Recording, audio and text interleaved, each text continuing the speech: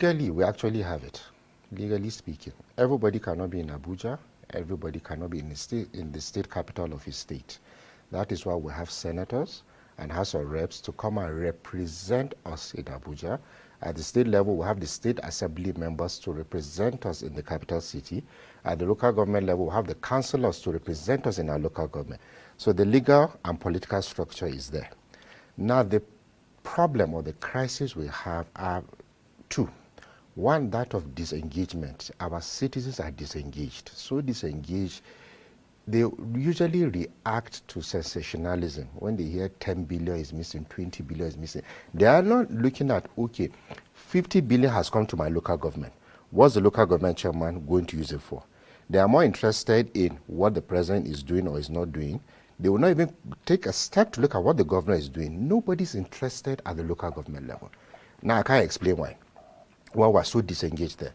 Our last index report, the last I was in your studio, the transparency level at the local government level is at most, at best, 5%.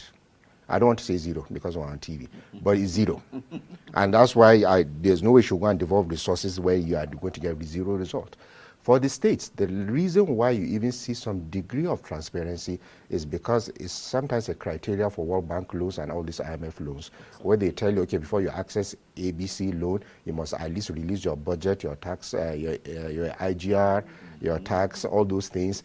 Now, SIFTAS has ended because there was one world program that has ended. Since SIFTAS left last year or 2 years ago, the transparency has dropped since they are done with the loans. So the only way to stir up these things is, like I said, two things: to engage the citizens to be more interested, and then of course we have to fix our political system. Because as long as we continue having a system of politics that is so money induced, and most of this money is coming from public sector corruption, is people are taking money, financing their political structure and machinery and getting into governance, we are going to continue having these problems over and over and over again. So these are just the two things we need to do. That is why you find that it's so expensive to even become a local government chairman now. So expensive.